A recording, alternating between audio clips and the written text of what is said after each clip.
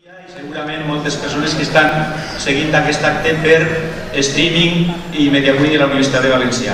Realment no podem dir que s'hem sentit desbordats perquè nosaltres ja havíem previst que tindríem una gran assistència a aquest acte i per això hem preparat la Facultat de Filologia.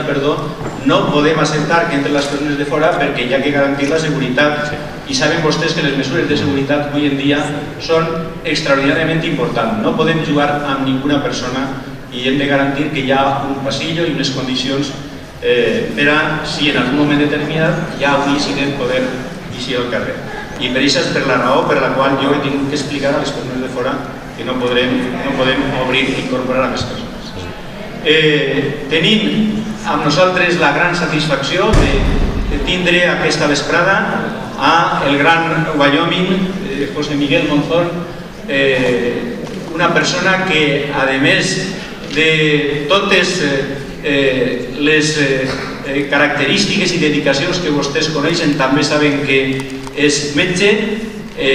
Esta universitat es funda en 1499 a partir de la titulació de Cirurgia i Medicina.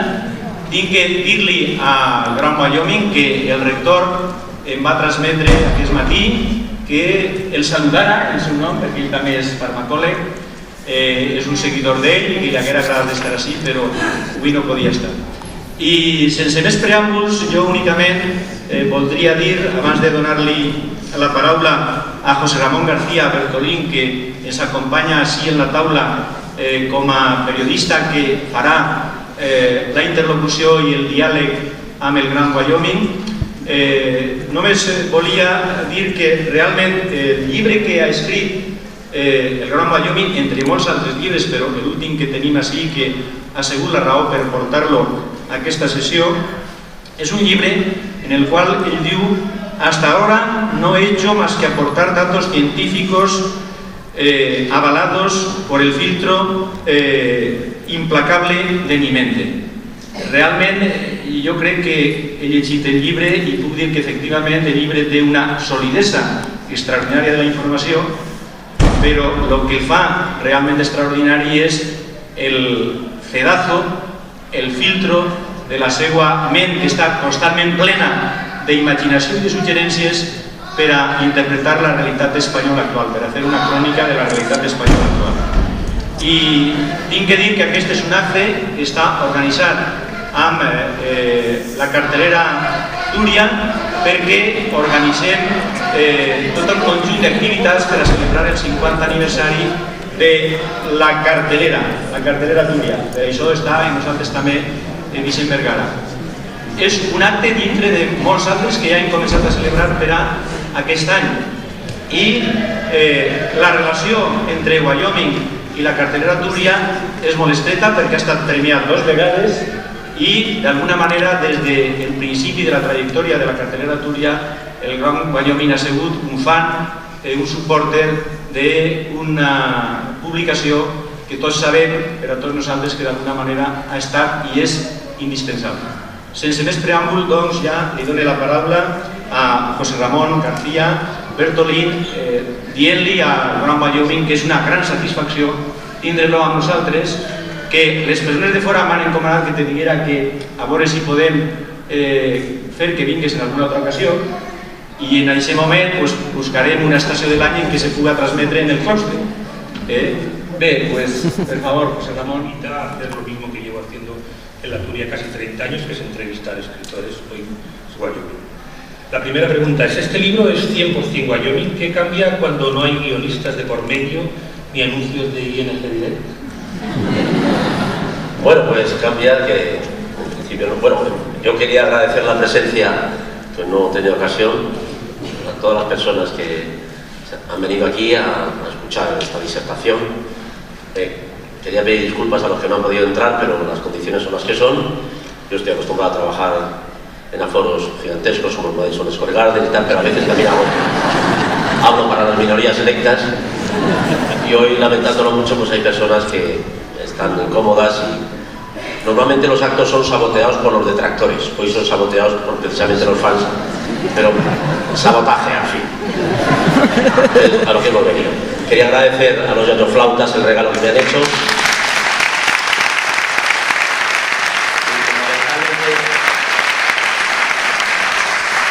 fundamentalmente que utilicen la libertad para expresarse, porque la libertad está para eso, para usarla, y creo que tenemos mucho miedo a eso. También a los otros regalos que me han hecho, también acepto regalos en metálico o cualquier otro tipo de preventa.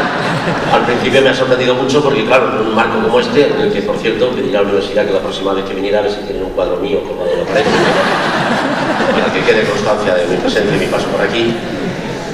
Y en cualquier caso me tiene la sensación como si fuera el niño en el pesebre aquí en el portátil, con una cola de gente que me traía cosas. Podéis también...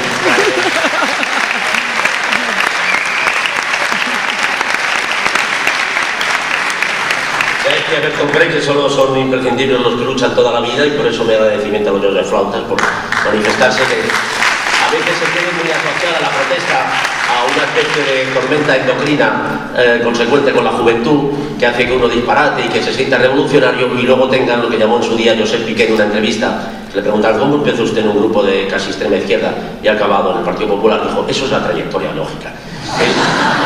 Hablaba que lo que yo considero más que una evolución es más bien una involución, y como en estos casos siempre bien remunerada. No creo que sea la trayectoria lógica de todas las personas. Hay personas que tienen lo que se llama, por un lado, una especie de decencia ética, y por otro lado, una forma de entender las cosas. Yo vengo de un mundo, mi abuelo trabajaba en el campo, se murió con 102 años, y más o menos, desde que tuvo un cierto criterio o uso de razón, pues entendió el mundo de una manera y tenía un sentido de la honestidad, de la justicia, de la honradez, que mantuvo toda su existencia. No entiendo por qué hay una evolución lógica que significa que a uno, a cambio de un cheque, puede pegar un viraje de 180 grados. Pues yo agradezco a las personas que tienen lo que se llamaría una trayectoria ilógica, y es que son coherentes con un sentido de la decencia, y por eso, como vuelvo a decir, a citar a Bertolt Brecht, que solo son imprescindibles los que luchan toda la vida. Por eso les agradecemos.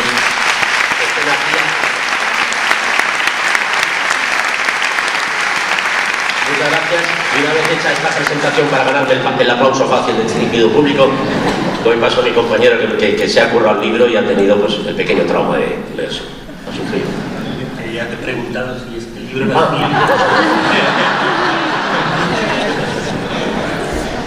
Bueno, como consecuencia de la gestión etílica, porque yo tengo varias actividades, una de ellas voy con un grupo de rock and roll y mi vida es un poco disipada.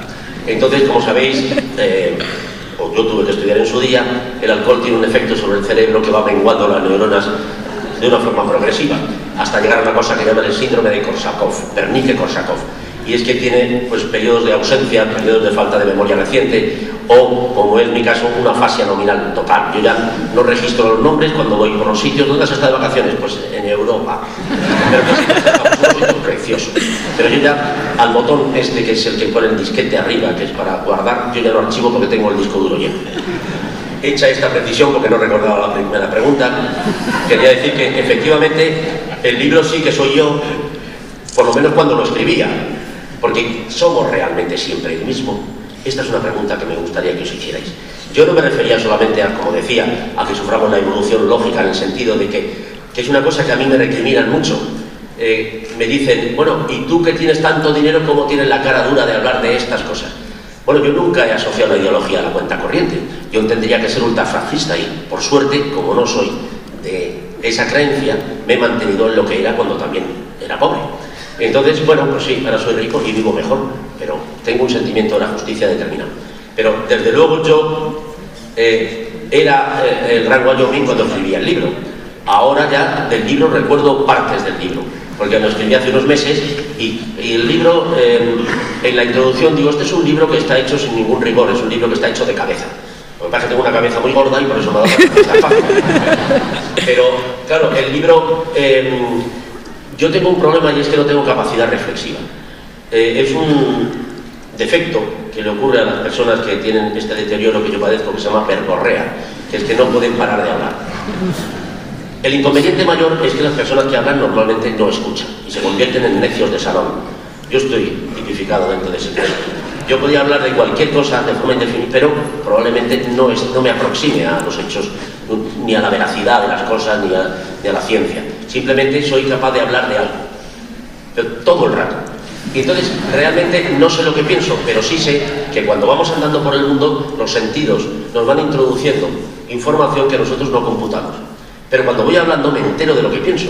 Entonces me hacen preguntas como si yo supiera exactamente de qué hablo, y entonces lo que hago es que elaboro, con una capacidad sintáctica que tengo, voy colocando las palabras para que tengan un sentido, y ahí, si soy capaz de hablar durante mucho rato de una misma cosa, acabo entendiendo o sabiendo qué es lo que pienso.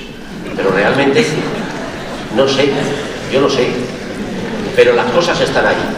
Probablemente tengamos en la cabeza más de lo que creemos, y solamente a través de los impulsos que son ajenos a la razón o anteriores a la razón, como son los impulsos eróticos o los de agresividad, pues nos vamos conociendo. Pero lo demás iré intentando responder como buenamente pueda, porque no tengo ni idea de lo que pienso, ni siquiera de mi propio libro.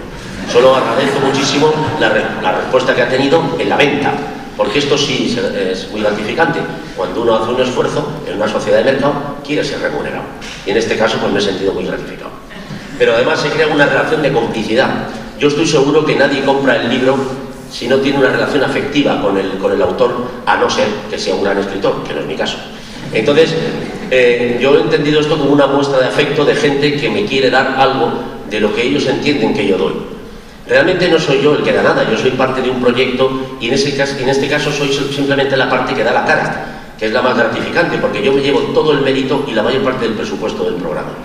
Pero el trabajo lo dejo a los compañeros, siempre he sido muy generoso en eso. En este estado de cosas, yo estoy ahí, y entonces, al meterte en los hogares de los ciudadanos, es una cosa obvia, tienes una sensación de rechazo, que para eso están tomando a distancia, o la gente se queda. Una vez que se queda, como es un programa diario, se va generando un bucle, porque la televisión tiene... Esta no es la pregunta, pero...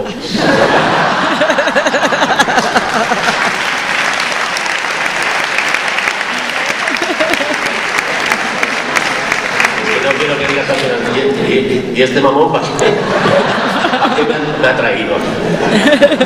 No, pero quería decir que la televisión tiene un factor, esto lo dijo Humberto Eco, que es un semiólogo muy importante, y se ve que sabe de eso, porque lo ha estudiado. Decía que la televisión, a diferencia de los otros medios, tiene un factor de imposición sobre el espectador que es totalmente nuevo. O sea, si uno compra un diario, y esto es una cosa muy curiosa, un fenómeno que se ha creado nuevo, la gente ya no busca información en las cosas, busca que le cuenten lo que quiere escuchar o leer. Entonces, cuando uno compra un diario o un libro o una película que no le gusta y se sale, ya no la vuelve a ver. En la televisión ocurre un fenómeno muy curioso, y es que alguien dice, este tío, qué raro es, y tal, qué cosa más. Pero a la cuarta vez te vas acostumbrando, como si fuesen las rarezas de tu propio hijo. Y entonces las asumes, que no es por nada, pero mi niño en la jura de bandera era el único que no llevaba el paso cambiado. Esto son cosas a las que uno se va acostumbrando. Y esto es lo que llaman el factor de imposición. Entonces yo me he impuesto a través de un programa diario que ha tenido la suerte de estar en la parrilla durante mucho tiempo, en la voluntad de defensa contra mí de los espectadores. Es decir, si alguien alguna vez tuvo una prevención, ya se ha superado. Y entonces yo estoy en esa fase en la que se crea una relación ya afectiva, puramente afectiva.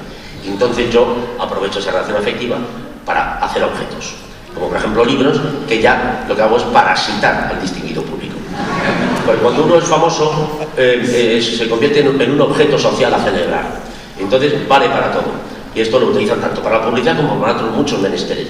Es como algo parecido a lo que viene pues en el prospecto de los campings, por ejemplo, que lo lee uno y dice, y parece que sirve para esquiar, para jugar al tenis, para equitación, para planchar, para todo. Pues los famosos se pueden poner arriba y sirven exactamente para lo mismo. Lo harán bien o mal, pero es como plancha Wyoming, como salta Wyoming o como baila Wyoming. Y se convierte en un hecho social en sí. Entonces yo realmente era el que escribí el libro. Creo que he respondido a la pregunta de forma... Eso sí, te puse No estamos locos porque yo tengo la sensación, como otra mucha gente, cuando me levanto por la mañana y me doy una vuelta, digo, hay alguien que todos los días dice, voy a ver cómo le jodo a este. Entonces me da la impresión de que las cosas se hacen para molestarme, muchas. Digo, mira qué casa tan bonita, pues llega un día en que no está. Digo, mira, en este cine fue el que me llevó mi padre la primera vez a ver el Cinerama, y resulta que han hecho un mango, y así todo. Entonces digo, hay alguien que está diciendo, todo lo que le gusta lo vamos a destruir. Entonces se convierte en una mente, alcanza un síndrome paranoide. Entonces, en el mundo que nos ha tocado vivir, son tal la cantidad de disparates que vivimos constantemente, es tal el nivel del latrocinio, que a los políticos no les gusta que se generalice, a mí tampoco, pero vamos a generalizar, ¿por qué no? Entonces, quiere decir que es tal el disparate que vemos todos los días en las noticias. En este programa diario que tengo yo, como sabéis, es un programa que hace un repaso a los medios de comunicación y las noticias más relevantes. Al final la corrupción se ha comido todo lo demás porque es prácticamente lo que más resalta y lo ocupa todas las portadas. Pero es que se da la circunstancia de que tenemos un programa de 1 hora y no todos los días podemos meter todo el material que tenemos. Y decimos, bueno, esto se queda para mañana. Pero es que al día siguiente tampoco podemos porque las noticias del día han muerto. Y tú dices, pero esto no se va a acabar nunca. Y parece que no se acaba nunca. Entonces uno empieza a hablar y a quejarse. Y dice, realmente ya me he vuelto loco, la realidad no es así. Pero luego concluye que efectivamente la realidad es mucho más perversa de lo que uno pensaba. Entonces hay un tópico que afirma que la realidad imita al arte. Yo creo que imita a la mala literatura. O en cualquier caso, en estos momentos parece que está imitando a una pesadilla, más que a una ficción interesante o romántica. Y entonces, pues, ante la constatación de la realidad, he llegado a la conclusión de que realmente no estamos locos, es que el mundo es así de chungo. En un programa reciente le comentabas a Jordi Évole, le preguntabas por qué los programas de ambos habían dejado de ser de humor. La respuesta a esa pregunta está en este libro, se puede encontrar también. Bueno, mi programa pretende ser de humor. Yo ahí tengo una parte de responsabilidad que no me gusta ya. No, nosotros intentamos hacer humor porque si no el producto que vendemos sería absolutamente inconsumible. Entonces, lo que hacemos es que Sandra Sabater lleva la parte testimonial, cumple el papel que cumpliría Matías Prats, y yo hago. Entonces ella cada vez que dice una barbaridad, que es simplemente la lectura de una noticia, yo meto un chiste. Pero eso simplemente mi función en el programa, que es el humor, es una función puramente lubricante, para que estas cosas que entran en el cerebro de los humanos no dejen unas secuelas irreversibles. Pero también intentas explicar, cito textualmente, por lo menos creo, por qué estamos atrapados en este momento terrible políticamente, socialmente e ideológicamente.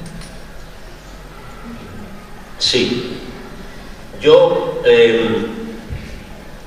Yo creía que esto era una cosa que ocurría, que era el sistema universal, la globalización, pero luego cuando me entrevistan periodistas extranjeros, porque como el programa ya se ha convertido en un programa anecdótico dentro de la parrilla, porque ha durado mucho tiempo y además es un programa que no tiene nada que ver con lo que normalmente emiten en prime time, que suelen ser concursos o programas de entretenimiento duro y puro. Claro, este programa, que de repente un día dedica 20 minutos al Tribunal de Cuentas, es muy raro a esas horas. Entonces se convierte en un programa extraño. Entonces me han hecho entrevistas y los periodistas de otros medios europeos, una cosa que me preguntaban, como si yo tuviera la respuesta, era a qué era debido el nivel de corrupción. Entonces digo, que en tu país, que bueno, en nuestro país hay casos, pero por ejemplo un sueco me dijo que en su país jamás, en toda su historia, han tenido un caso de corrupción política. Nunca. Me dejó maravillado. Y bueno, que aquí tenemos procesados cientos y cientos. Entonces realmente había una pequeña diferencia entre esas dos formas de entender la vida. ¿Por qué había ocurrido esto? ¿Y por qué esto podría ocurrir dentro de una democracia donde hay separación de poderes y tenemos una institución que es la justicia que podía evitarlo? Entonces, pensando sobre ello, dije, bueno, claro, nosotros tenemos un pasado reciente que nos distingue del resto de Europa. ¿En qué consiste? España es el único país de Europa donde el fascismo triunfó. Lo sé muy bien, porque mi padre hizo la guerra con Franco. Entonces, en Alemania fue derrotado, en Italia fue derrotado y tal, pero aquí ganó. Pero no solo ganó, sino que es que además estuvo vigente durante 40 años. Y luego una parte de la transición hasta que las cosas empezaron a entrar en otro terreno. Claro, esto, queramos o no, generó una sociología, una forma de entender la vida. Aquí España se convirtió en un páramo absoluto, aquí concretamente aquí en Levante, y de aquí salió el último barco que partió para el exilio. Entonces los que no murieron del otro bando, del bando de los que perdieron, de la República, o se exiliaron, pues pasaron a mejor vida en la clandestinidad.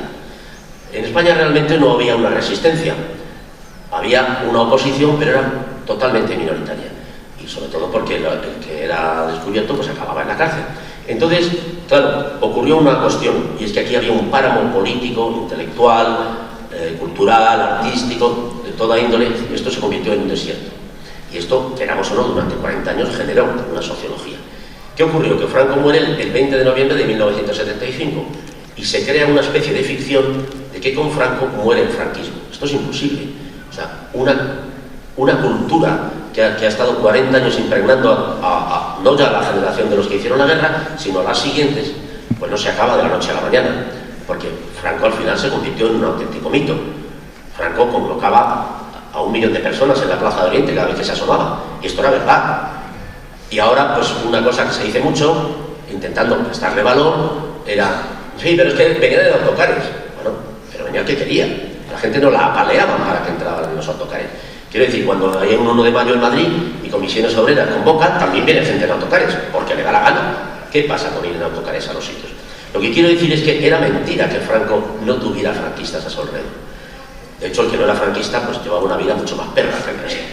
Y en todo caso no se atrevía a decirlo por su bien. Entonces, aquí hay una sociología que nos distingue del resto de Europa, que consiste fundamentalmente que a lo largo de 40, pero casi diría yo 50 o 60 años, el fascismo era la única cosa que conocíamos. Y esto ha generado una forma de acceder al poder que es completamente distinta a otras democracias occidentales, europeas. Es decir, nosotros hemos tenido democracia durante breves lapsos de tiempo. Concretamente, la República duró muy poco tiempo, como sabéis, y fue un experimento que enseguida fue abortado.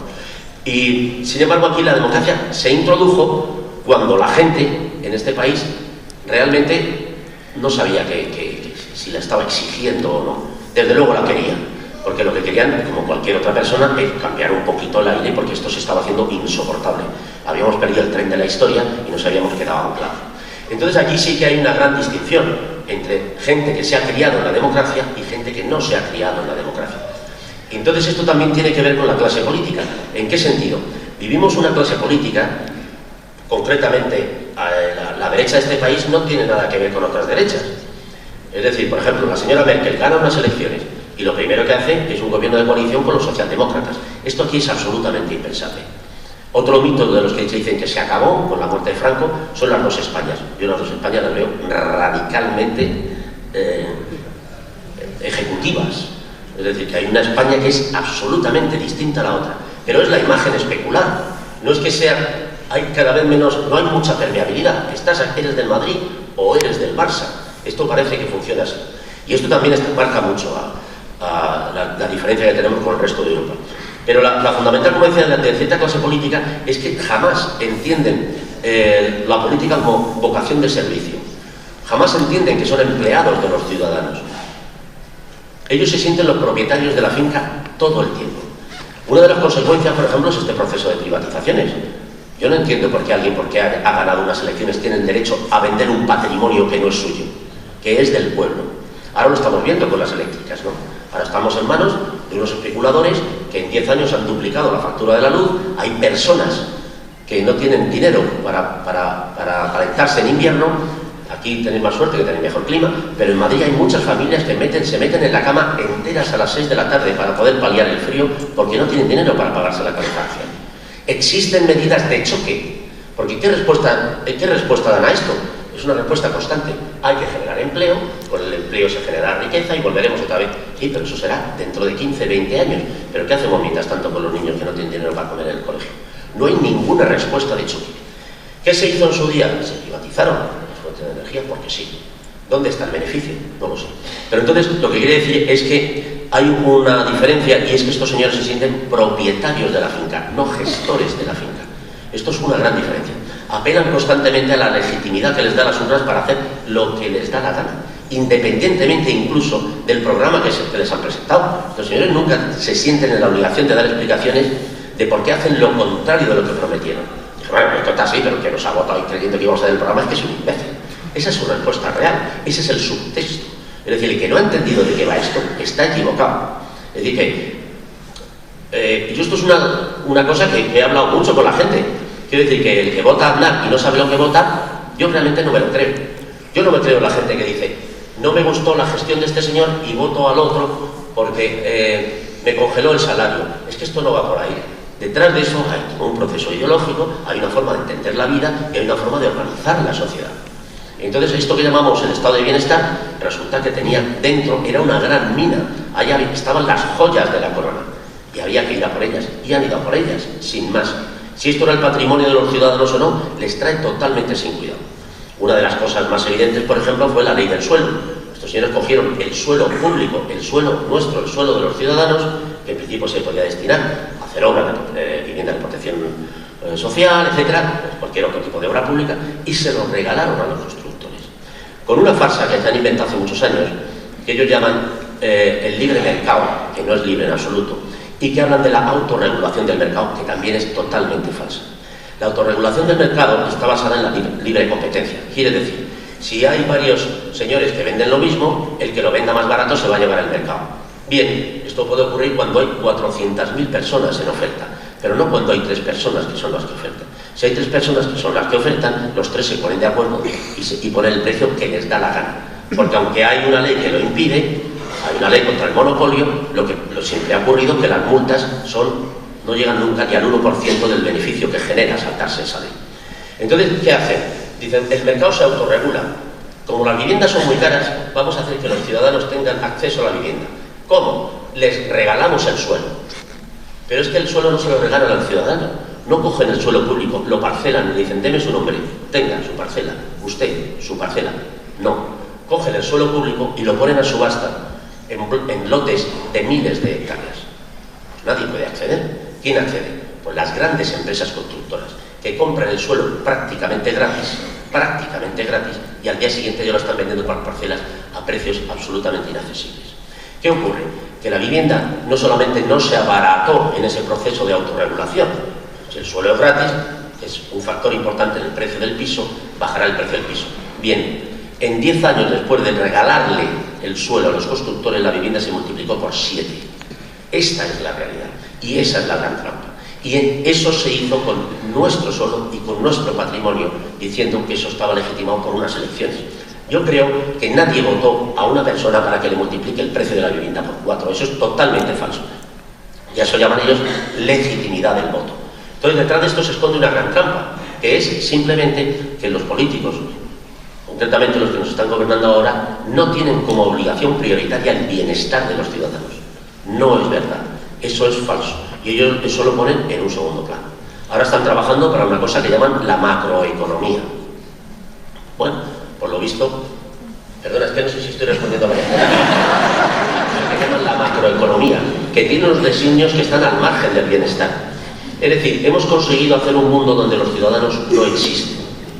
En la ecuación que ellos tienen planteada para llegar a un resultado predeterminado, que ya saben cuál es, el ciudadano ha sido tachado. Es decir, si para llegar a ese resultado tenemos que sacrificar al ciudadano, lo sacrificamos. Y lo están haciendo. Pero es más curioso el juego todavía por una sencilla razón. Resulta que estamos metidos en un bloque, que es la Comunidad Europea, en la que presuntamente somos socios. Bien, en todos los negocios, cuando la empresa alcanza beneficios, todos los socios se benefician. Ahora estamos metidos en una sociedad en la cual el beneficio de un socio pasa por el perjuicio del otro socio. Y esto esto está en contradicción con la definición de socio. Somos rivales políticos de alguna manera. ¿Qué quiero decir? La señora Merkel, por ejemplo, está constantemente diciendo que hay que seguir rebajando los salarios de este país, que hay que seguir haciendo recortes en educación, que hay que seguir haciendo recortes en sanidad y que las pensiones son inviables en España. En su programa electoral lleva una subida del 10% del presupuesto en educación, de la sanidad y la subida de las pensiones y del salario. Entonces, claro, dices, pero señora Merkel, ¿me está diciendo usted que lo que es bueno para los alemanes es malo para los españoles y viceversa? Sí. Pues es que nosotros queremos lo mismo que los alemanes. No, ustedes no tienen acceso. ¿Por qué? Y dicen, porque han vivido por encima de sus posibilidades. Dicen, nosotros hemos vivido por encima de nuestras posibilidades. Y nos han contado un cuento que a fuerza de repetirlo, luego la gente te lo repite a ti como si fuera cierto. Que era lo siguiente. Uno iba a un banco, pedía un crédito de 100 y le daban 150 y además se compraba un BMW, un no sé qué y un no sé cuántos. Esto es totalmente falso. Uno iba a un banco y tenía que presentar una nómina, tenía que presentar un aval. El banco, en una reunión que hacía después, decidía a qué dinero tenías acceso y a esto lo llaman bastanteo, es una palabra rara, que es si es bastante eso que presentas para que te den dinero. Y en función de lo que presentas, te dan un dinero determinado. Es decir, el ciudadano jamás ha decidido sus posibilidades, las han decidido otros. Si ese dinero llega al bolsillo del ciudadano, el problema no es del ciudadano, es del señor que ha hecho el bastanteo. ¿Y por qué en algunas circunstancias hubo una especie de maremoto de hipotecas? Porque cuando se produjo esto del boom del ladrillo, que llamamos este boom de la construcción, lo que ocurrió fue que los bancos le habían dado muchísimos millones a las grandes empresas constructoras. Ahora el problema era que había que buscar ciudadanos para meterlos en esos pisos. Porque si los ciudadanos no llegaban a esos pisos, las grandes constructoras no podían pagar al banco. Y el banco tenía un gran problema, porque a diferencia de los ciudadanos, los bancos se aceptan de las grandes promotoras la dación en pago. Y el banco no quería en absoluto que le devolvieran ni el solar ni las casas a medio construir. Quería el dinero. Para poder tener el dinero, tenía que convencer a los ciudadanos de que pasaran por la hipoteca y colocarnos dentro de cada uno de los pisos que ya estaban construidos. Entonces la gente estaba en la cola porque iba a hacer una transacción o iba a sacar dinero con un cheque de ventanilla y el director pues, accedía, porque era su obligación, su trabajo, y le decía: ¿tienes un momento, José Luis? Sí, pasa aquí. ¿Y qué pasa? ¿Cuánto pagas de hipoteca? ¿Cuánto estás pagando de alquiler? Pues estoy pagando ahora 700 euros. ¿Tú sabes que pagando 700, 800 puedes tener un piso en propiedad?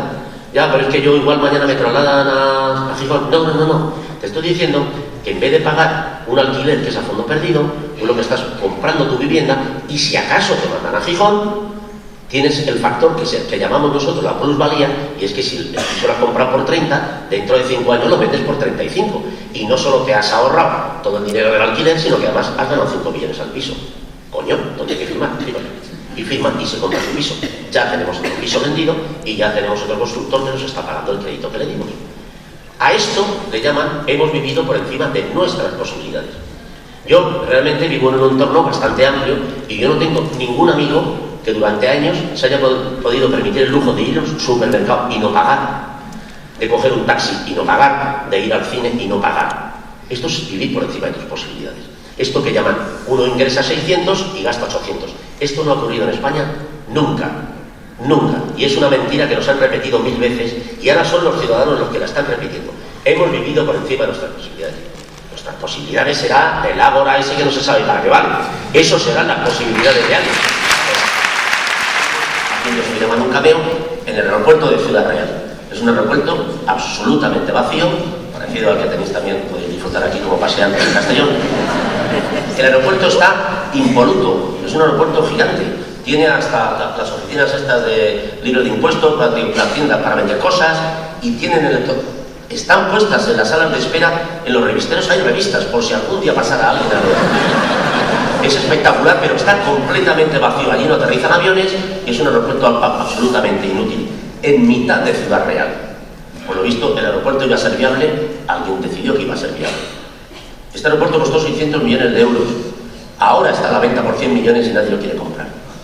Esa es una gestión por encima de nuestras posibilidades. ¿Qué ciudadano decidió que se hiciera?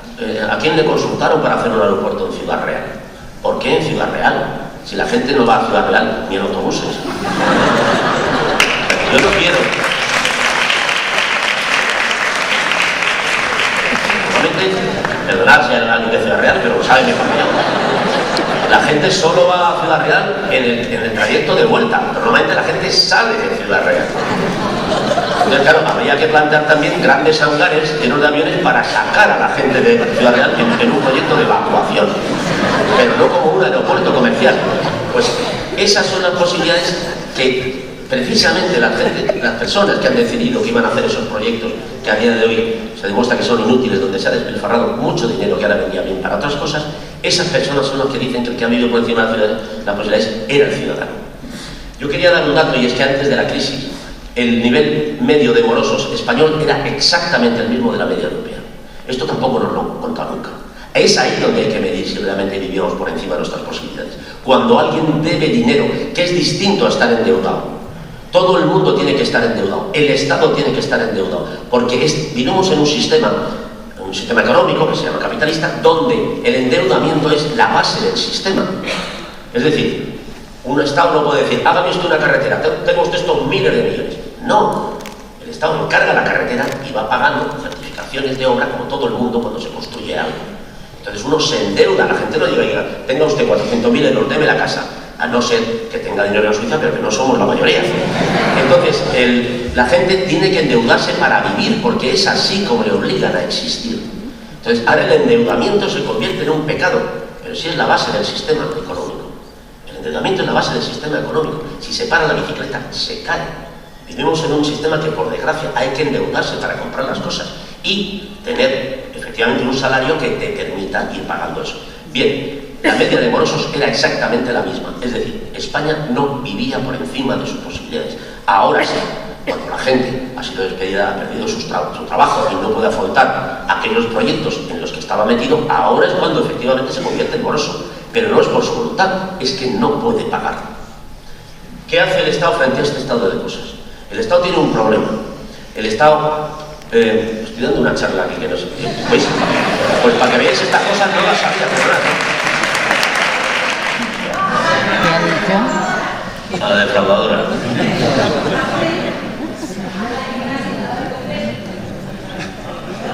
Que queréis que de nombres propios, eso. Queréis vos, no queréis que estamos en carnaval, no queréis que... Bueno, pues sí, efectivamente, una de las personas que dice que hemos vivido por encima de nuestras posibilidades tiene en su casa una factura de confeti de 400.000 euros. No, perdón, 4.000 y pico euros, perdón. Es que se me van los ceros. Bueno, pero que también está bien. Claro, ¿cómo sería la tarta? 4.000 euros en confeti está bien. Bueno, pues estos señores son los que dicen que vivimos por encima de nuestras posibilidades. A mí no se me ocurriría gastar 4.000 euros en confeti. Hombre, un traje. Pues sí, claro, el Estado tiene un problema. Como estábamos asfixiados y había que seguir haciendo aeropuertos de esta característica, pues vendemos deuda, pagaremos unos intereses altísimos y tal. Y ahora llegan los que cobran los intereses. ¿Y qué hace el Estado? Pues en vez de llegar y decir, oye, perdona, te recuerdo que somos socios y tengo un problema, la gente tiene que comer. Y este sería un político al que cualquiera apoyaría y apuntalaría. No, dice, ¿cuáles son las instrucciones? Deje a su pueblo en la intemperie y pague. La prioridad es que usted pague. Claro, ellos siempre ponen ejemplos de la economía doméstica y de la familia. Bueno, pues vamos a hacer un símil con la familia. Un amigo me pide dinero prestado y yo le digo, oye, ¿cuándo me vas a pagar? Si fuera de mi barrio me diría, ¿tú qué te crees que yo soy adivino? Pero en mi barrio son un poco chulos. Entonces, lo que...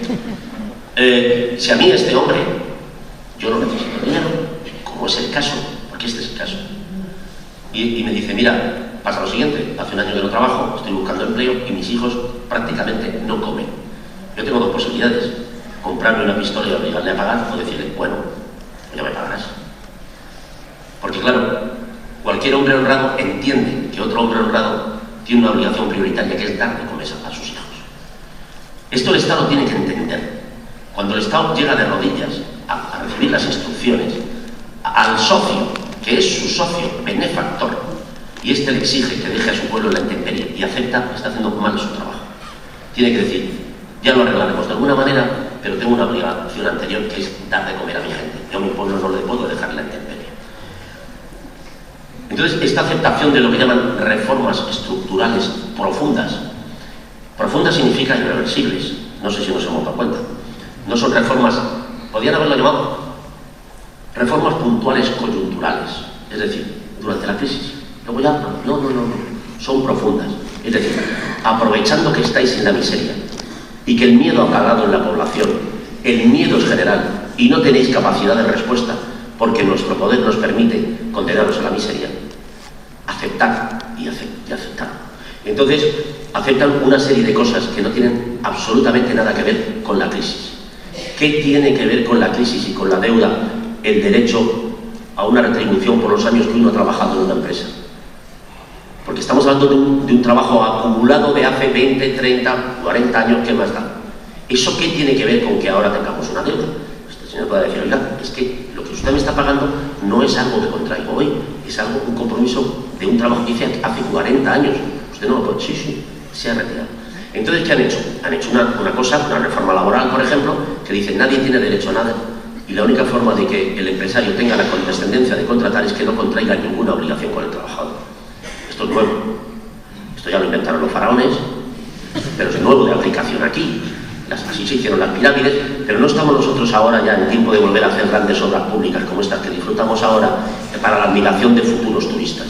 Estamos ante necesidad de medidas de choque y gente que diga la cara y diga, mire, yo eso no lo puedo hacer. Y me extraña que usted me pida que yo recorte la educación porque acabo de ver sus colegios, acabo de sus universidades y realmente ustedes están muy por encima de nuestras posibilidades. Entonces, si lo que usted me está pidiendo, es que creemos dos ejes, una Europa del Norte rica y lustrosa y una Europa del Sur cada vez más pobre y más deteriorada, yo a ese plan no me puedo apuntar. Y usted me tiene que entender. Pero si esto lo dice uno en cualquier cámara, todo el mundo lo entiende. Pero es que no lo van a decir. ¿Por qué? Porque van con un problema anterior, que podemos llamar marca España. ¿Por qué dejan sentarse? ¿Por qué dejan, vamos a dar nombres propios y no demasiado cercanos? ¿Por qué, por ejemplo, dejan sentarse a Berlusconi? Pero decimos Berlusconi, pero podemos decir Rajoy mañana. Y jamás le piden explicaciones de por qué ha sido condenado por corrupción. ¿Por qué dejan sentarse en una comunidad europea tan estricta, tan seria, tan solvente desde el punto de vista de la ética, a personas que han sido condenadas, como el caso del señor Berlusconi, por sobornar jueces, por corrupción de menores? ¿Por qué le hacen un sitio en la mesa? ¿Por qué nadie le dice, oiga usted no tiene que estar en esta mesa, largo de aquí? Porque es dócil. Él puede hacer lo que le dé la gana, puede robar, puede extorsionar, puede sobornar, puede corromper a menores, etcétera, etcétera, siempre y cuando cumpla luego con las obligaciones que le dictan estos señores que son los que hoy tienen el poder, la Europa del Norte. Entonces, ante este estado de cosas estamos en la absoluta intemperie.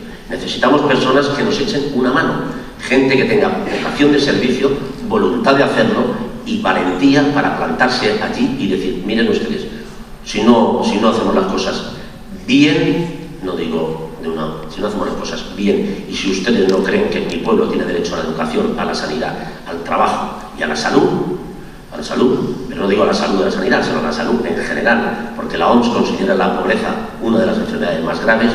Si usted no entiende eso, nosotros no podemos ser socios. Usted no es mi amigo. Usted lo que quiere es entrar en mi país sin meter un solo tanque, quedarse con todo el litoral y condenar a mi pueblo a alquilar sombrillas. Ese es un pacto que es absolutamente impensable dentro de la ley y del sistema democrático. Por ejemplo, la orden de cierre de la televisión pública griega. Esto es absolutamente impensable. Antes, si no meten los tanques, invades el país. Tampoco es de recibo que hayan cambiado presidentes, así como algunos atribuyen la potestad o la legitimidad que les ha dado las urnas para hacer lo que les dé la gana. Sin embargo, no han protestado cuando han quitado presidentes, como ha ocurrido en Grecia, que han cogido, han sacado al presidente democráticamente elegido y han colocado a un señor. Que dice, pero ¿y este señor? No, es que este no tiene ideología. Ah, que no tiene ideología, que es tonto. No, es tecnócrata. Ah, que el tecnócrata no tiene ideología. Claro, cuando el tecnócrata saca su exposición de lo que es la economía, claro que tiene ideología. Es la ideología del que le ha puesto, evidentemente, pero sin pasar por las urnas. Ahora se está quitando y se está poniendo gobernantes sin elecciones y absolutamente sin nada. Es decir, se ha acabado con la soberanía nacional, pero precisamente han acabado aquellos que más apostaban por la soberanía nacional y por la patria. Ayer mismo, el presidente de ¿qué fue? ¿Iberdrola? Sí. Iberdrola pues, dijo que ya no iba a invertir en España, se siente mucho más mexicano, mucho más británico.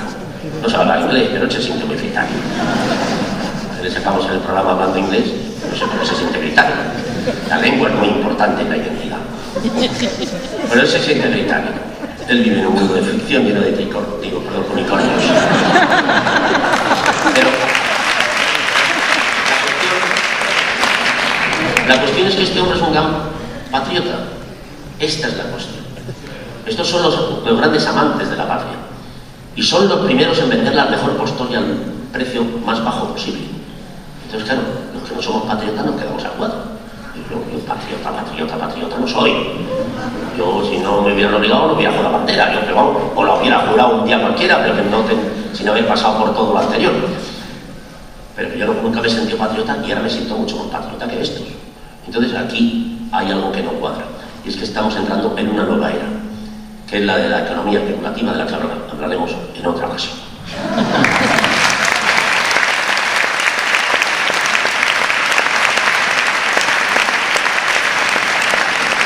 ¿Tienes alguna pregunta que pueda contestar con verdad?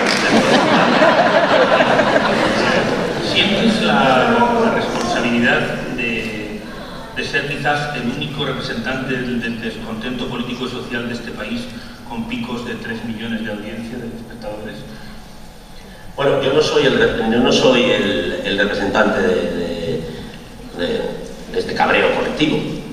Yo soy uno más. Yo es que soy un ciudadano que tiene ese trabajo. Pero yo realmente no digo nada que cualquiera no diga en la barra de un bar tomando una caña. Lo que pasa es que lo diga yo tiene otra repercusión, porque lo que yo digo sale en los medios de comunicación. Y esto es un ejercicio que yo me puedo permitir porque tengo un colchón económico que, bueno, pues si algún día me purgan, saldré bien parado. Cosa que no pueden hacer la mayoría de las personas que trabajan en mi programa.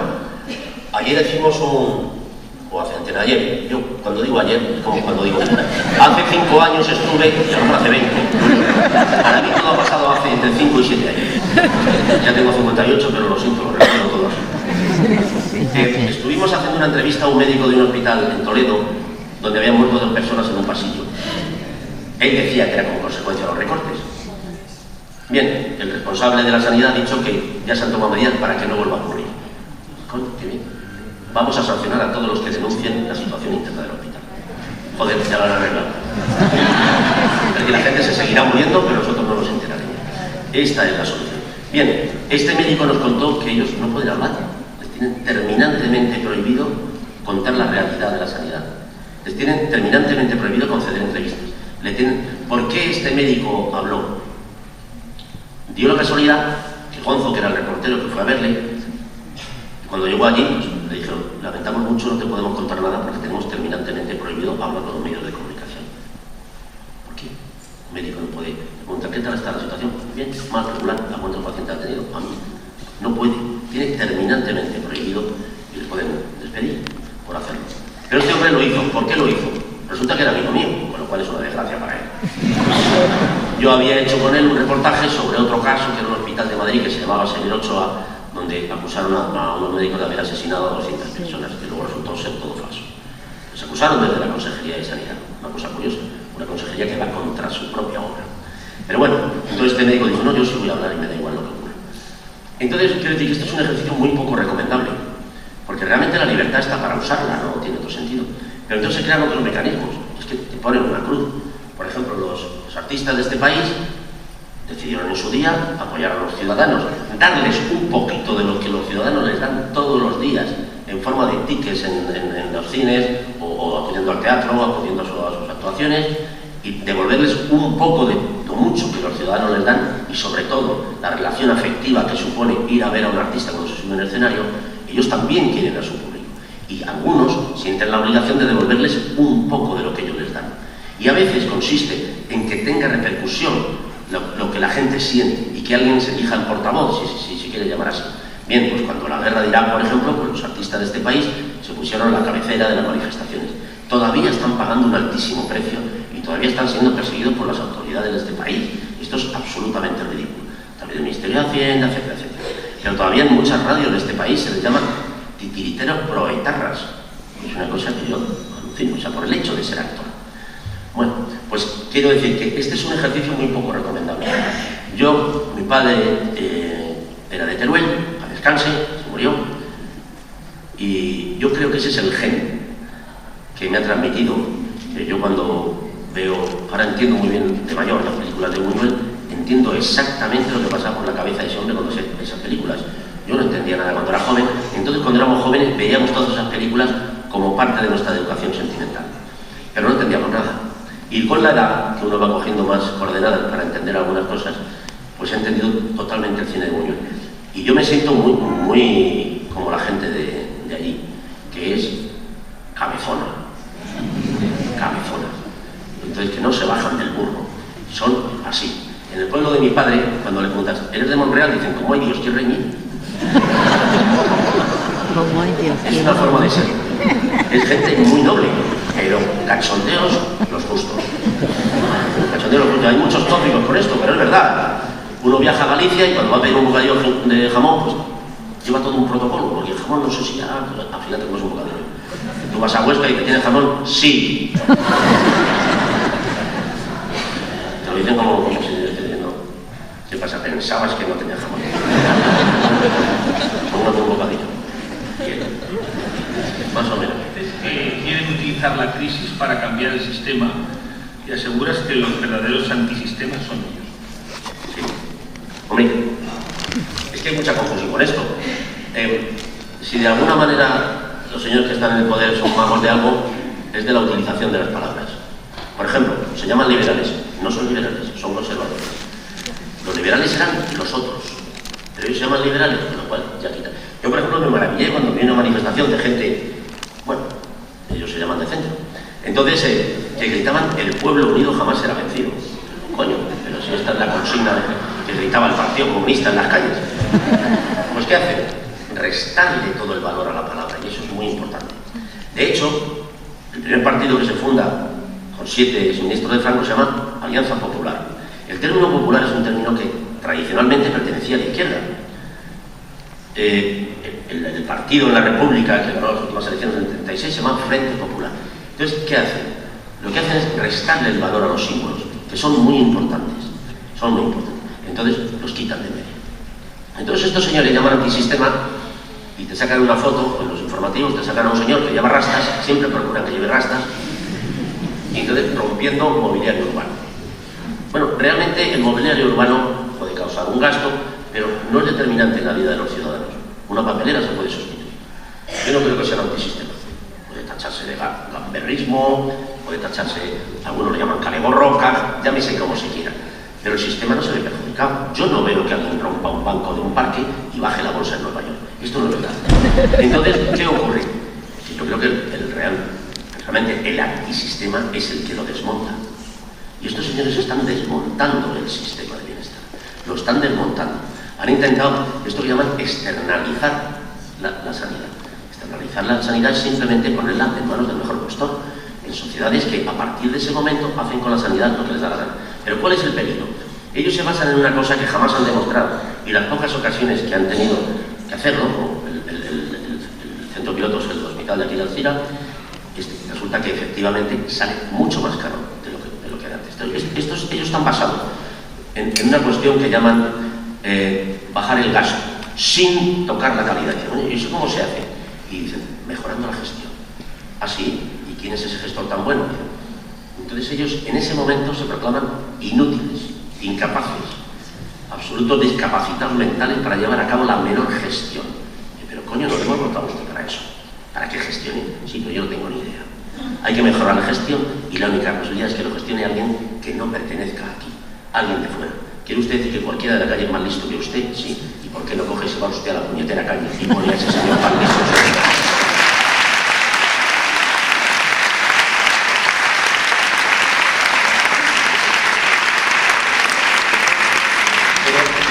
Esa es la premisa. Cualquiera de la calle es mejor gestor que nosotros. ¿Pero por qué no lo ponen en los carteles durante la campaña electoral? No sabemos gestionar. Somos inútiles. Buscaremos gente que lo haga mejor. Vale, otro al otro. No sé, no me lo ponga usted tan al huevo. Entonces, ¿qué hacen? Le pasan a estos señores. ¿Y cuál es la realidad? Que no. Que la realidad, muy sencilla. La única forma de obtener unos ingresos gestionando un hospital es reduciendo gasto. ¿Y el gasto dónde se reduce? Fundamentalmente del personal. Médicos peor pagados, despidos, la Comunidad Madrileña ha despedido a miles de médicos, cuando dice que tiene una lista de espera larguísima. Bueno, entonces ¿por qué despiden al personal? Entonces esto es lo que hacen. El gasto se incrementa. ¿Qué ha ocurrido? En Inglaterra, esto es todo un plan que empezó la señora Thatcher en Inglaterra. Yo cuando estudiaba medicina, estudiamos la medicina preventiva inglesa, el sistema de salud público, que se inventaron, porque esto es una cosa muy curiosa. Resulta que el estado del bienestar se lo inventaron los conservadores británicos. Esto es un invento de la derecha, porque después de la Segunda Guerra Mundial se enfrentaban a un problema. Tenían un problema muy grande y era el auge del comunismo. El comunismo venía avanzando. Y claro, la masa obrera estaba ahí en un estado de agitación permanente. Venían de una Segunda Guerra Mundial donde la población había tenido un coste altísimo en vidas. Entonces se enfrentaban a gente que había dado sus hijos a defender el país, que habían pagado con su sangre, con su vida, la defensa de su país. Y ahora cuando llegaron a la paz, se enfrentaron a este problema y dijeron, a estos señores o les damos educación, algo de justicia y sanidad, o se nos suben al chepa y nos montan la revolución. Entonces inventaron como un criterio el estado de bienestar. Pero esto fue un invento de los conservadores, que pongamos escuelas y pongamos hospitales. Y esto fue un avance tremendo para la humanidad. Y así se generó la sanidad pública británica, que era un ejemplo para todo el mundo. El resto se hicieron a su imagen y semejanza. Bien, han llegado estos señores, llegó la señora Thatcher y decidió acabar con ella de la noche a la mañana. ¿Por qué? Porque es un negocio espectacular. Yo tengo un amigo médico que hace trasplantes Por un trasplante, con suerte, le dan un plus de 200 euros. Cuando lleva el coche a revisión, si no le pasa nada, le cobran 500. Este señor tiene un sueldo más o menos limpio de unos 3.000 euros. En Estados Unidos, esto lo cuentan así de forma un poquito subterránea, pero no sé si habéis visto series americanas como Breaking Bad, por ejemplo. Esta serie está basada en un señor que llega al médico y le dice, ¿qué me pasa, doctor? Y tiene usted un cáncer de pulmón. Sí, y eso es grave. Y dice, bueno, $1 millón más o menos es grave. Y esta es la realidad. Es un profesor de un instituto que ha trabajado toda su vida y de repente se enfrenta al problema de que no tiene $1 millón. ¿Y qué pasa con los americanos que no tienen $1 millón para curarse un cáncer? Que se mueren. Hombre, se mueren. Esto es verdad. Todas las estadísticas que nos dan de los logros en el tratamiento de cáncer, de la Clínica Mayo, etcétera, son solo de la gente que se trata. Es que hay gente que no tiene acceso a la terapia. Hay una película que tuvo mucho éxito, se llama Atrás, y siempre salen así como en un rinconcito, porque estas cosas deberían ser portadas de los periódicos. En esa película es la historia de un policía que tiene a su padre que se está muriendo en su casa de cáncer. El padre de un policía no tiene asistencia. Quiere decir que el sistema no cuida ni a sus propios hijos aquí. Entonces un médico en Estados Unidos gana un dineral espectacular, muy por encima de los ingenieros, de los arquitectos. Yo digo un médico normal, un doctor House, tal. Estos ganan una pasta espectacular. Yo cuando terminé la carrera de medicina, de los pocos trabajos que hice, estuve ayudando a un ginecólogo. Y operaba los jueves. Y la cirugía ginecológica era relativamente sencilla. O por lo menos él la administraba de una forma sencilla, porque en una mañana hacía 3 operaciones. 3 tumores en una mañana de ovario, tal. Este señor tenía un sueldo, ya digo, medio equivalente a 3.000 euros. Claro, esto en Estados Unidos, ¿cómo se hace? Llega una mujer y le dicen, ¿qué tal? Tengo una noticia buena y una mala. La mala es que tienes cáncer. Coño. Y la buena es que hemos llegado a tiempo. Así, ¿cómo se llama? Entonces, le ves el peinado, le ves los complementos y a partir de ahí te deducen cuánta pasta le vas a sacar. Si alguien que cuya decisión es pagar 60.000 euros o morirse no los paga, y si los tienes, que es imbécil. Entonces, paga 60.000 euros.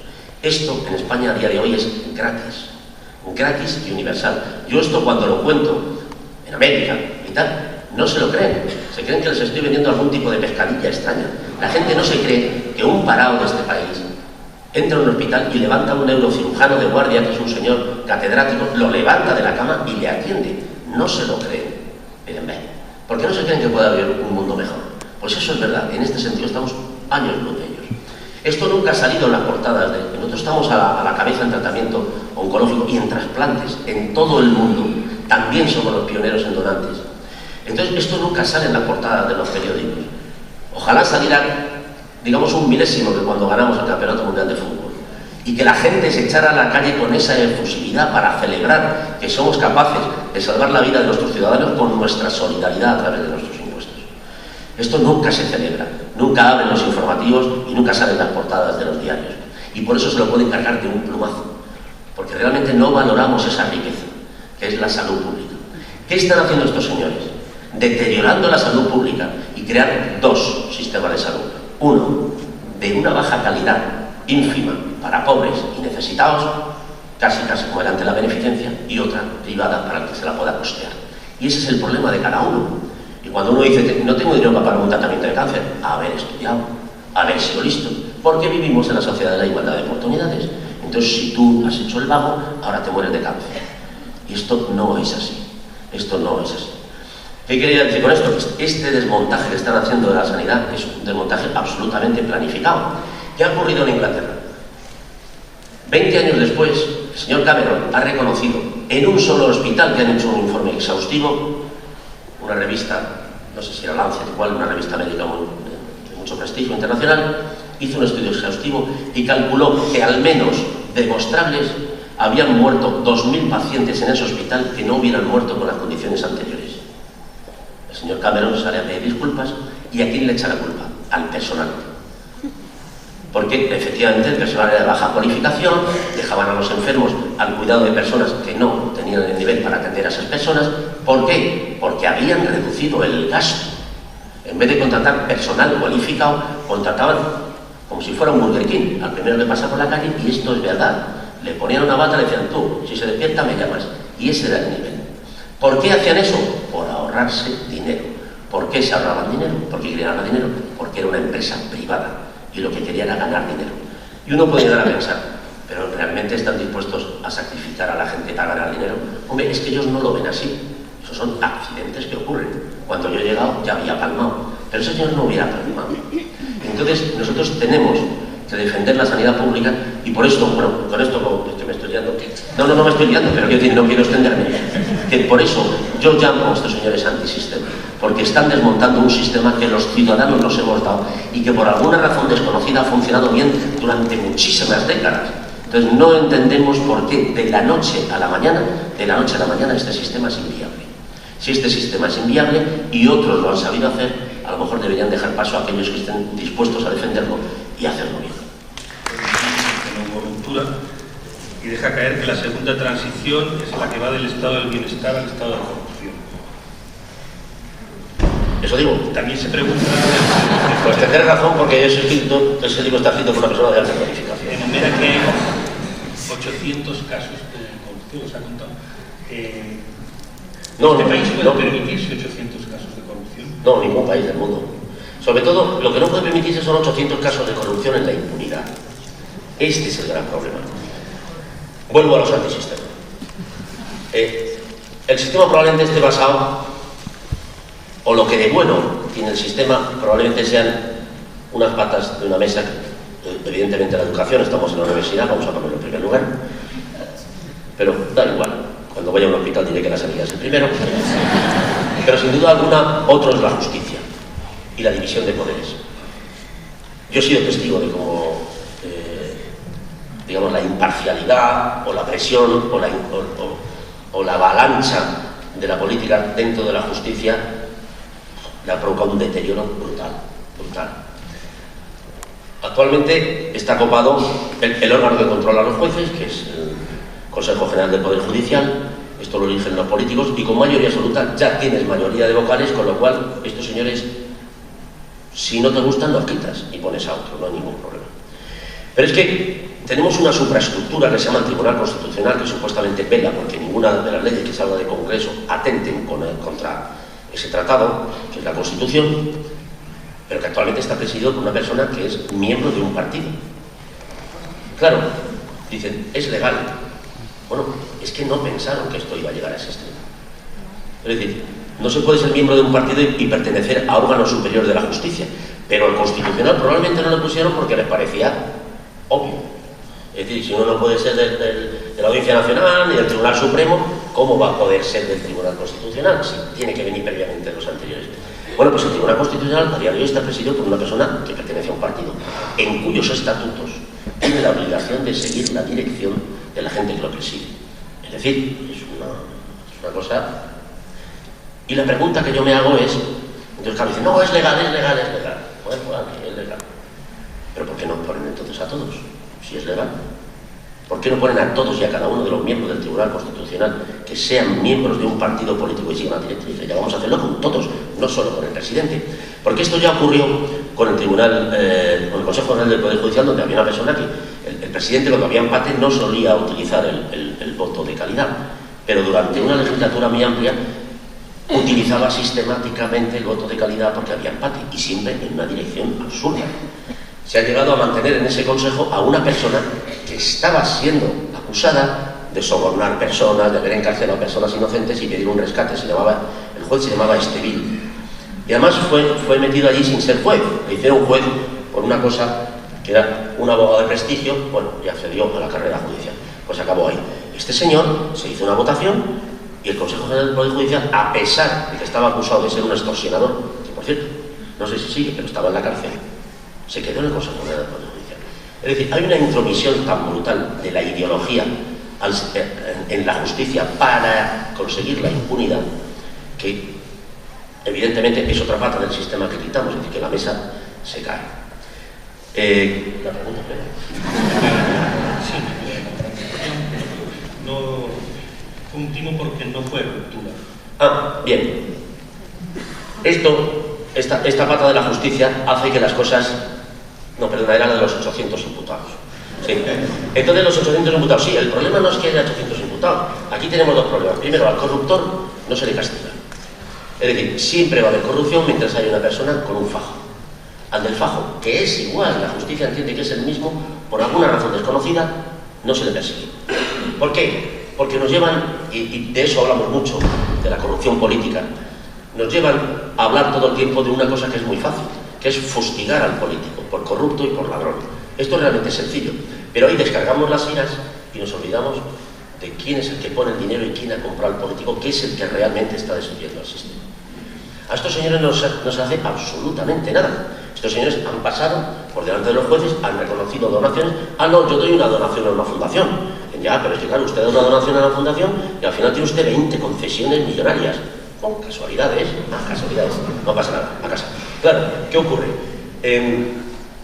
Una vez estuve comiendo con Zapatero cuando todavía no era presidente y me llamó.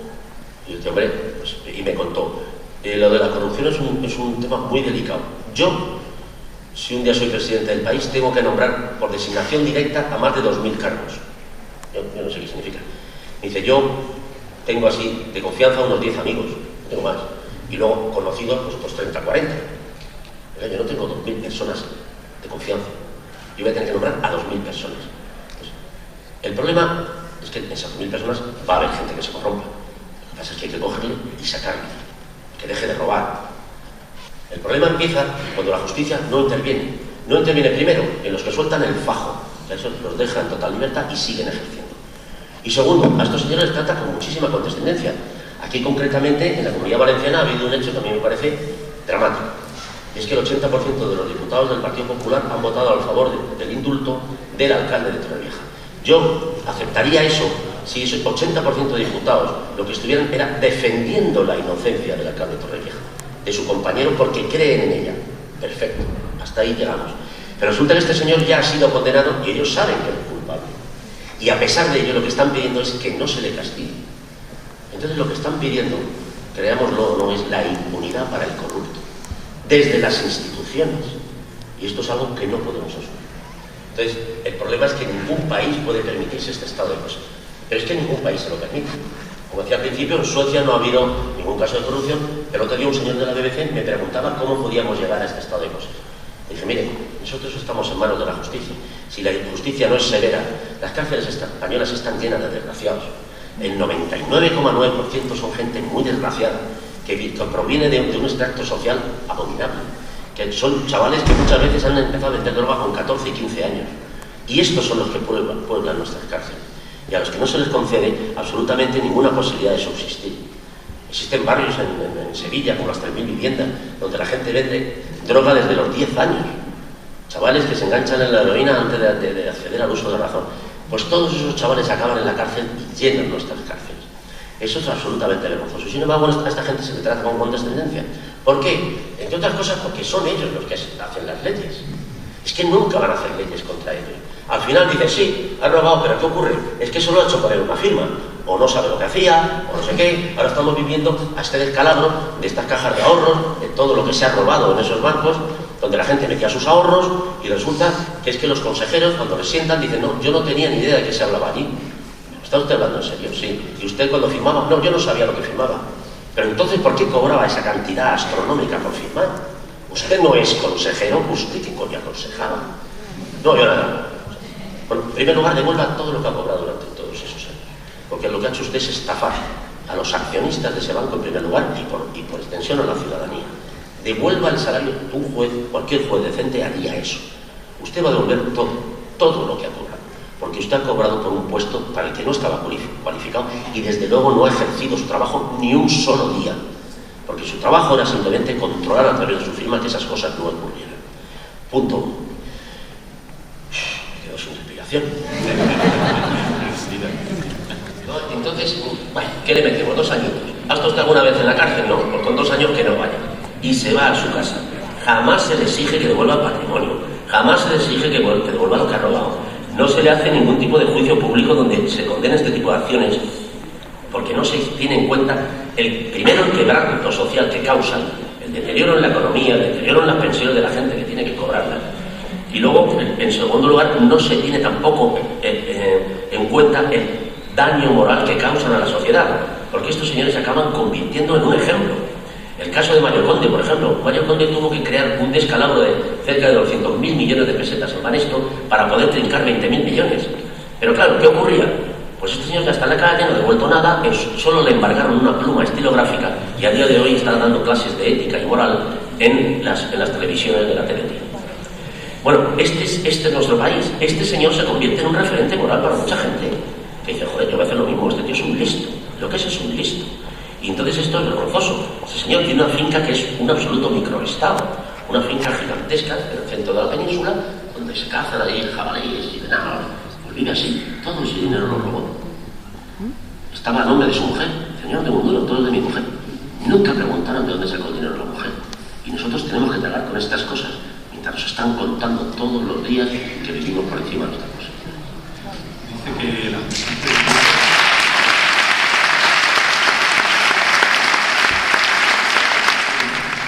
hay una frase que hay que desconfiar de los que usan la patria como alimento espiritual, porque acaban sintiéndose sus propietarios, se convierten acaso en patria. Sí, es que cuando se usa la patria como un ente que está por encima de las cosas, yo no entiendo la patria sino como el conjunto de ciudadanos que viven en ella. Pero claro, si hacemos de la patria como un ente espiritual superior, ya podemos hacer lo que nos dé la gana con ella. Porque no tenemos ningún referente material. Esto lo saben muy bien las personas que quieren cometer fechorías. ¿Qué hacen? Primero crean sociedades. ¿Por qué? Porque es un ente jurídico mucho más evitable. Al final no hay una persona física que dé la cara y pueden escaquearse. Con la patria hacen exactamente lo mismo. Con la patria hacen de la patria una cosa abstracta, el amor a la patria, el todo por la patria, y la patria al final no es nada. La patria somos los ciudadanos que nacemos y vivimos en ella, nada más. Y a los que hay que respetar en primer lugar. Y por encima de esos intereses patrios que están siempre. Y lo de la conciencia nacional. Conciencia nacional. ¿Qué es eso? ¿Lo también en vídeo? Sí. Joder, qué cosa digo, ahora me toca defenderme. ¿En caso atacarlo? Sí. Bueno, yo no creo. Yo es que soy una persona que nunca me han motivado las banderas, el nacionalismo, yo no lo digo porque me parezcan abominables, que todo el mundo puede pensar lo que quiera, pero siempre entraña un egocentrismo. Pero vamos, simplemente yo creo que es en general mentira. O sea, el nacionalismo siempre es la lucha de los ricos contra los pobres. No ha habido jamás secesión de la parte pobre. En España tenemos un triángulo que marca el río Ebro, que es donde está el agua, que es donde está Navarra, el País Vasco, Cataluña. Bueno, y vosotros por extensión os pillo un cacho. Pero esta es la parte rica. Y esta es la parte donde siempre el nacionalismo ha tenido más vigor y más fuerza. Siempre ha intentado secesionarse en todos los países del mundo, la parte rica del país. Entonces siempre hay una lucha del Estado por mantenerlo unido, porque claro, es la ruina. Hay un solo caso en la historia, que es el caso de Checoslovaquia, donde los eslovacos, viendo que los checos no les daban nada, decidieron escindirse.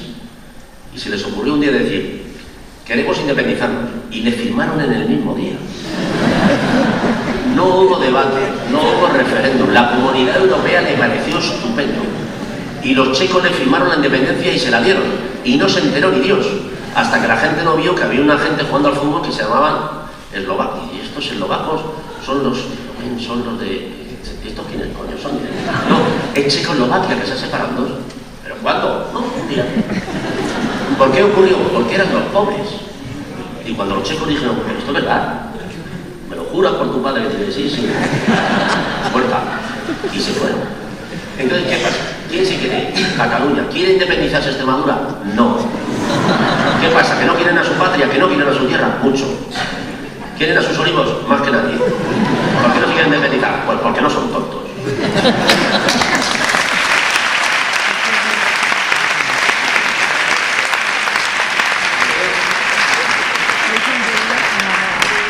Yo, sinceramente, pienso que los nacionalismos no son más que un acto de egolatría, de egocentrismo y fundamentalmente de egoísmo. Pero, ¿qué ocurre? Que hay momentos en la historia que son auténticos momentos donde se fabrican nacionalistas a punta de pala. Quiero decir, frente a todas estas fechorías, por ejemplo, en el País Vasco no hay corrupción. Claro, es muy fácil para un político vasco vender, somos distintos. Somos radicalmente distintos. Aquí no se roba y allí se roba en puertas, roban el dinero que pagamos nosotros y encima no pasa nada. Con lo cual, ¿por qué no nos vamos de aquí? Esto es muy fácil de vender. Y esto ocurre siempre. Y luego existe un concepto de unidad nacional en el que tampoco creo. O sea, ¿y qué ocurre? Que esto cala muy hondo en la ciudadanía. Es decir, cuando, como quiera que, por ejemplo, el Partido Popular no tiene votos ni en Cataluña ni en el País Vasco, lo que hace es que gana votos en el resto del Estado español a costa de cagarse en ellos. Y entonces, claro, a nosotros nos da ganas.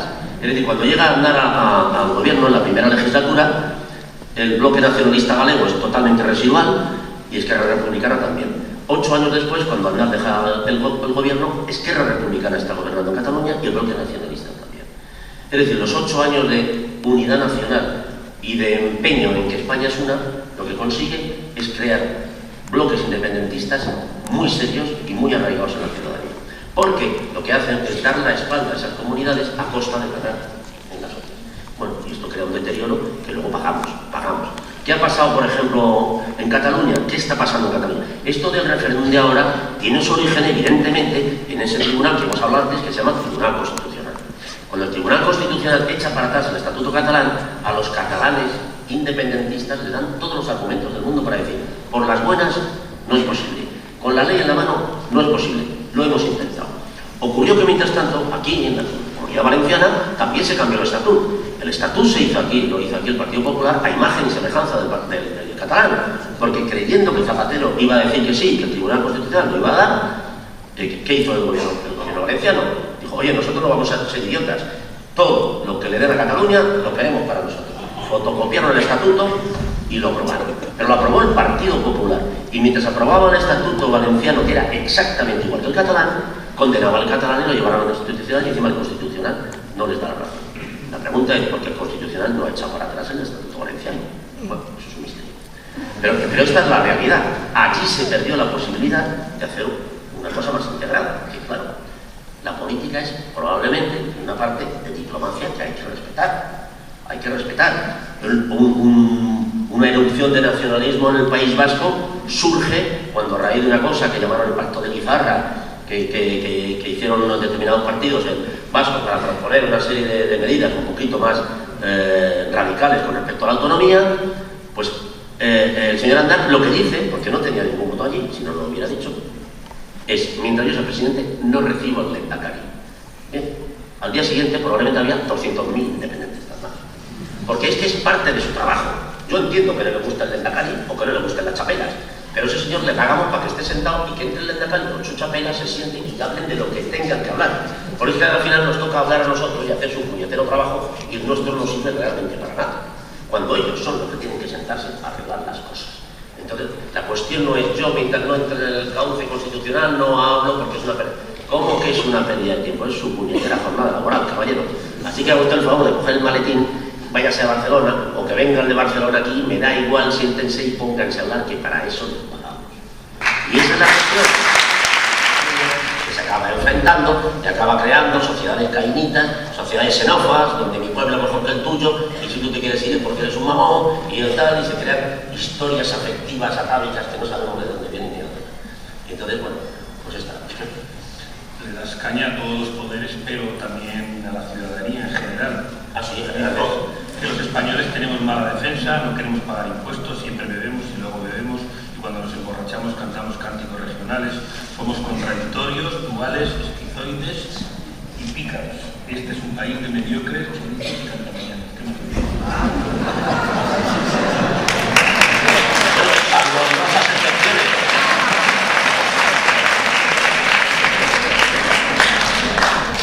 Bueno, se podría decir lo que decía Torrente, todas las mujeres son putas menos la reina y mi madre.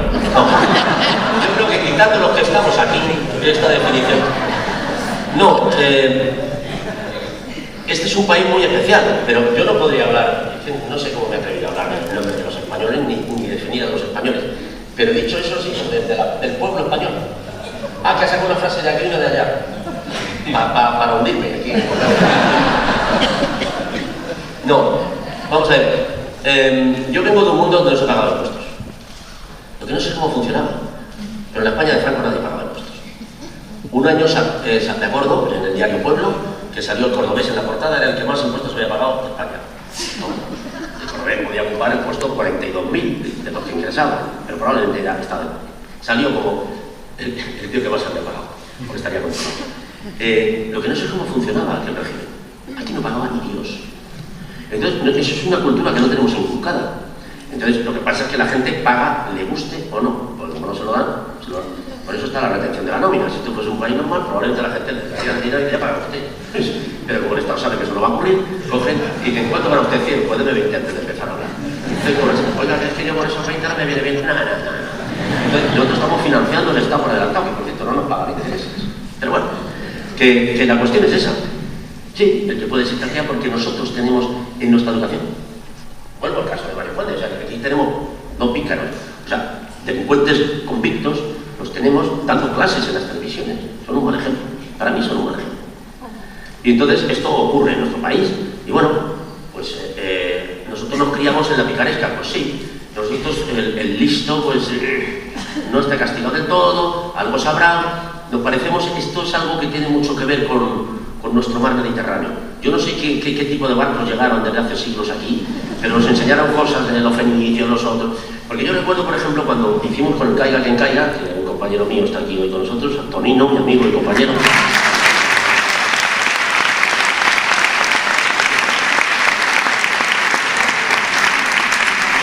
No es que esté aquí porque sea valenciano, viene conmigo por toda España cuando hablo, porque le gusta mucho lo que digo. El caso es que hicimos un reportaje como tengo unas elecciones en Italia, en las que la pregunta era esa. Oiga, ¿es usted votante de Berlusconi? Sí. Pero usted sabe que está condenado por robar y que es un... Sí. Y le va a votar. Sí, bueno, todos roban, pero él lo dice. Con eso ya está vacío. O sea, todo el mundo busca una excusa moral para hacer las cosas. En este caso era, como todos roban, que robe el mío. A mí no me acuerdo que aquí en Valencia un señor me regañaba en un bar. Era todo de Rita Barberá y dejamos, no tienes que decir nada, que tú no eres de aquí. Ya, pero es que el dinero que roban es el mío. El día que roben solo, ¿por qué no? Yo dije, ¿por qué no hacemos una cosa? Que se metan en plazas de toros y se roban la cartera entre ellos. Yo ahí. Como el que quiere ir a un sitio de sadomasoquismo y paga porque le fustiguen. Eso yo ya, es que me da igual. Mientras no me robe a mí para hacerlo. Pero claro, yo lo que quería que el hombre entendiera es que el dinero que roban los valencianos, los madrileños y tal, es el mío, siempre. Entonces, yo lo digo solo por eso. Por lo demás, no tengo absolutamente nada donde haya nacido ni donde viva. Me da exactamente igual. Pero hay gente que realmente hace estas cosas. Hay un caso en Lorca, en Murcia, detienen al alcalde porque se descubre que estaba trincado. O creo que fue allí, o en Ávila, no me acuerdo. El caso es que al día siguiente cientos de personas van a afiliarse al Partido Popular en solidaridad con el alcalde. ¿En qué tipo de solidaridad es esa? O sea, no cuestionan, que yo insisto, el problema es que si creen en la libertad, yo entiendo que se monte una manifestación diciendo mi alcalde es inocente. El alcalde no ha hecho más que lo que tiene que hacer. Porque ¿cuál es el problema de la corrupción? La corrupción acaba calando, es una lluvia fina que acaba impregnando a todos los ciudadanos. Porque es mucho mejor tener un alcalde corrupto que un alcalde honrado. Y voy a explicar por qué. Una huerta cerca del mar, donde no se puede construir. Y claro, entonces mi huerta vale 6.000 euros, 12.000 euros. Si yo tengo un alcalde corrupto que me permite construir, mi huerta vale 60.000 o 100.000. Entonces, ¿yo qué prefiero? ¿El alcalde corrupto que me mete a mí 100.000 euros en el bolsillo o el alcalde honrado que no me lo permite? Y ante ese dilema moral, entonces, ¿qué hay que hacer? Pues no plantearle ese dilema moral a la gente. ¿Quién fue el listo que cedió la recalificación de los terrenos a los ayuntamientos? El que quería robar. El que quería robar. Y el que quería robar en comandita y de forma colectiva. Porque eso es un atropello brutal a la ciudadanía. Tú a un ciudadano no le puedes tener años y años dando vueltas en la cama, con un fajo de billetes al lado. Tú no le puedes someter a esa presión. Tiene que haber organismos reguladores que lo impidan. Yo verano en un pueblo pequeñito de Cádiz que se llama Zahara de los Atunes. Es un pueblo que en invierno pueden vivir allí 300 o 400 personas. Bien, estos señores cuando se presentan a las elecciones tienen que hacer listas por 12 o 14 partidos. Es decir, todo el mundo está en alguna lista. En ese partido, en las elecciones últimas, ganaron entre otros, y son concejales de repente, amigos míos, que viven de la subvención del paro, que son barrenderos, que no les llega para ganar, para comer, ni él ni a sus hijos, todos los meses. Vamos a ver, si ahora viene un constructor el presidente del Real Madrid, por ejemplo, y dice que quiere hacer allí algo y que a este señor le va a meter en el bolsillo 3 millones de euros, ¿este señor qué hace? Viendo el panorama como está. Dice, ¿de verdad? Yo me voy a llevar 3 millones de euros, cojo los 3 millones de euros y me voy a vivir a París. Se acabó mi miseria. Pero tú no puedes someter a la gente a esa presión. Claro, cuando hicieron esto y le traspasaron a los ayuntamientos, era porque sabían lo que iba a ocurrir. Y evidentemente ha rendido unos frutos brutales. Y esto ha hecho que de alguna manera el pueblo participe y por eso, en muchos casos, eligen y reeligen a los delincuentes y a los corruptos. Porque al final les acaba cayendo la pelea. No hay lugar en esta España para una derecha cívica, más populista, más punta. Yo creo que sí, pero la echan enseguida. Vamos a ver, esto no es de ahora. O sea, nosotros somos un país muy desgraciado. Ya se asombraban los franceses y los aristócratas cuando venían, incluso los viajeros románticos británicos, una cosa que les asombraba era los brutos que eran la gente que nos mandaba. Porque claro, ellos a fin de cuentas, el nivel de crueldad podía ser parecido, pero luego leían y luego hacían espectáculos y se hacían óperas en los palacios. Esto lo tenían aquí. Aquí nuestra burguesía ha sido siempre muy brutal, muy brutal. Yo creo que un caso reciente, yo qué sé, una figura que para mí es el paradigma sería Jesús Cristo, que es un hombre adorado por la ciudadanía. Este es más o menos el nivel. Es gente que, bueno, el desprecio por la cultura es evidente. El hecho de que hayan puesto un IVA de un 21% es luchar directamente para que aquí no haya cultura, nunca. Porque es una cosa que ya directamente se consume poco, si encima en vez de fomentarla lo que hacemos es ponerle un precio mayor, pues ya está claro. Entonces se niega el acceso a los cines, porque además, incluso el propio ministro miente cuando dice, no, si la gente no va al cine porque es de muy mala calidad. Bueno, para empezar puede ir a ver cine americano. Pero en cualquier caso, luego se han hecho experiencias en Madrid recientemente en las que han puesto la entrada de cine a 2 y 3 euros. Bueno, había unas cosas espectaculares y se llenaron todas las salas. Sí que hay una relación directa entre el precio y la cultura. Esto ocurre lo mismo con la educación. Pero bueno, estábamos hablando de cualquiera derecha, sí. Es que aquí me remito a la otra pregunta. ¿Venimos de dónde venimos? Esto el que mejor lo explicó fue don Manuel Fraga Iribarne en la clausura de un congreso del Partido Popular, que dijo: fundamentalmente no debemos olvidar jamás de dónde venimos. Se pusieron todos de pie, estuvieron 10 minutos aplaudiendo. ¿Ven? Pues venimos de una dictadura fascista. Y esto lo celebraban con una efusividad que a mí me causa pavor. No me gusta de dónde venimos. Yo no soy de eso. Cierto es que mi familia era todo. Yo no hablo desde el rencor en este sentido. Mi familia, todo el mundo era de eso. Porque de alguna manera, por activa o por pasiva, como decía, se había generado una sociedad que lo que quería era paz y estabilidad. Y no se metían. Entonces, bueno, pero la verdad de la buena es que aquí venimos de un sitio muy complicado. Muy complicado. Yo escucho unas barbaridades tremendas. Incluso cuando ahora vemos, son pequeños detalles, pero que están ahí, se justifican de cualquier manera. Quiero decir que una alcaldesa de Madrid, en su pueblo, pues organiza un mercadillo así fascista, porque los símbolos y tal. Cuando le preguntan por qué hace eso, dicen, a mí no me parece raro, me parece bien. Claro, cruces la mada, todo eso me parece bien. ¿Pero por qué le parece bien? Esto esta derecha no es normal. Pero es que no es que le parezca bien a ella, es que nadie dice nada. Y cuando me diga, ¿a usted le parece bien lo que dice esta señora? Bueno, estos son detalles, ¿por qué le damos tanta importancia? Yo sí quiero darle importancia, pero quiero saber qué opina usted. Se niegan a opinar. Recientemente, en Toledo, con motivo de la muerte de Mandela, pues hay una moción en el ayuntamiento para ponerle una calle. Pues el Partido Popular, que tiene mayoría absoluta, dice que no, que se quede el nombre. ¿Cuál es el nombre? Queipo de Llano. Coño, pues eso. Es muy difícil. Si no, para quitar las estatuas a otros ecuestres, que por cierto, lo dice la ley del generalísimo, pues hubo que hacerlo con oportunidad a las 4 de la mañana y por sorpresa. Y cuando se enteraban iban allí corriendo para evitarlo.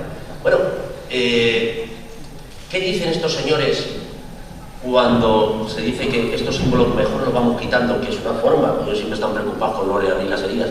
Joder, no quiero usted reabrir las heridas, pero que tener una estatua de Franco en el centro de la plaza de la capital. Coño, pues no, es que no es reabrir las heridas, es que no siga usted sajando con el bisturí. Entonces el tema es que cuando se quiere quitar esto dicen no, es que estos señores son enemigos de la historia, hay que tener un respeto por la historia.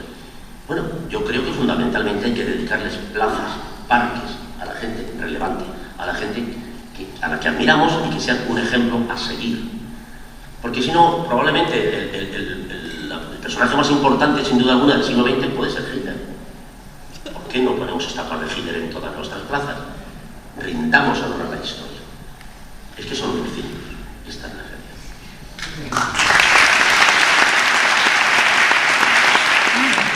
Explique un homenaje que le hace Wyoming a un valenciano, a Ovidio Montllor, cuando cita al menos un par de veces una frase de una canción suya que dice: el cambio todo empieza en uno mismo. Y la segunda pregunta sería, bueno, algo que es bastante evidente para los que ven el intermedio, que es que el señor Wyoming tiene un gran filón con la Comunidad Valenciana. Hay veces que cuando se pone a enumerar los actos se le acaba el minutaje. Pues hay quien dice ya que de tanto repetirlo cada vez le hace menos gracia y más. Bueno, voy a empezar por la segunda. Es que los guionistas de mi programa son muy vagos y van a lo obvio. Y entonces, claro, evidentemente aquí han encontrado un filón. No sé si alguno vivís aquí, pero... es que lo que transmite es que la cosa tiene... Sobre todo, no se ve un propósito de la enmienda. No se ve. Entonces, claro, esto descorazona mucho. Porque yo no sé qué interés. Yo, sinceramente, si estuviera en un sitio que... Porque al final estas cosas... ¿Qué pasa? Probablemente sea la otra pata de la mesa de hablamos del montaje del sistema. El desprestigio del sistema. Es decir, si aquí no hubiera un sistema democrático, ¿quién gobernaría? ¿Cuántos de los ministros de... Vamos a hacer un pequeño dato. De la última era no hubieran sido ministros con Franco si hubiera seguido viviendo. Todos. Entonces, ellos no necesitan este sistema. Estos viven bien en este sistema y en el otro mucho mejor. Entonces, claro, no es mi caso. Yo en este sistema vivo bien, muy bien, pero en el otro tendría la furgoneta en la puerta al día siguiente. Eso está más claro que el agua. Y me lo dijo un amigo que se dedica a la política y me dijo: tú eres el primero, macho. O sea, gracias por consolarme. Pero es verdad, yo soy una persona que solo puede vivir en un régimen de libertad. Pero hay personas que viven mucho mejor en un régimen sin libertad. Porque la opresión les rinde mucho, sobre todo porque no les perturba la siesta. Para ellos es un coñazo todo esto de los perroflautas y los galloflautas. Como Franco tenía una palabra que él llamaba algaradas banderizas. Decía: yo soy el caudillo de todos los españoles, no soy partidario de algaradas banderizas. Bueno. Entonces, siguiendo con ese esquema, pues hacía eso. También le cito una cosa muy bonita que decía: cuando fue a un señor de clemencia, dijo: a usted como yo, no se meta en política. Bien, pues esta gente vive así. Para ellos la política es un estorbo, la política es un inconveniente. La democracia solo es un plus añadido a una cosa que es muy sencilla, que es ser el propietario de las cosas que nos viene otorgado por voluntad divina desde hace muchísimos siglos, y que por lo visto el pueblo llano, al que tenemos que llamar soberano por una razón desconocida, nos reivindica como: reparta usted un poco, no administre, pero no trinque. Y esto esto es que siempre es así. Yo recuerdo un chiste que define perfectamente el tema que se hacía en la España de Franco, que era que Carmen Polo lo iba a ver cuando estaba en el hospital, y decía: Paquito, que mira, esto, los del Sáhara, que se quieren independizar. Y dice: bueno, chicos, ¿qué vas a hacer? Y dice: lo ves, por no haberlo puesto a mi nombre. Claro, estas cosas, estos señores lo llevan en la sangre. O sea, en el sitio que se meten, se lo quedan. Y además se lo quedan de otra forma, de nuevo, con la ley en la mano. Un ejemplo obvio, pero que es así, lo hacen con todo. No fue Telefónica, por ejemplo, ¿no? Lo privatizan. ¿Quién está ahí? Todos los que lo privatizan. Incluso un ciudadano nuestro que no había entrado allí ni a poner una conferencia. Se llama Eduardo Plana, ahora es uno de los opes de eso, y asesoran. Pero qué expertos en telecomunicaciones tenemos de golpe y porrazo. Y cómo se llega de alcalde de Benidorm a experto en telecomunicaciones, pero esto es otro misterio que habría que aclarar. Pero bueno, la cuestión es la siguiente: estos señores externalizan o privatizan. Ahora ya no les gusta la privatización y le llaman externalización. Por ejemplo, los hospitales. Bueno, en las dos empresas adjudicatarias de la Comunidad de Madrid, donde han ido a parar los hospitales de Madrid, en las dos, en el Consejo de Administración, están los dos consejeros de Sanidad que han hecho esa privatización. Es decir, yo, desde lo público, cojo este hospital y lo vendo a una empresa que se llama Paco. Dejo la política y me voy a presidir Paco. Es decir, tan sencillo como cojo los impuestos, el dinero de los ciudadanos, lo meto aquí, dejo la política y me voy y abro la caja y me lo llevo. Es así de simple. Se llama el arte de Birli-Birloque. Y entonces, ¿qué ocurre?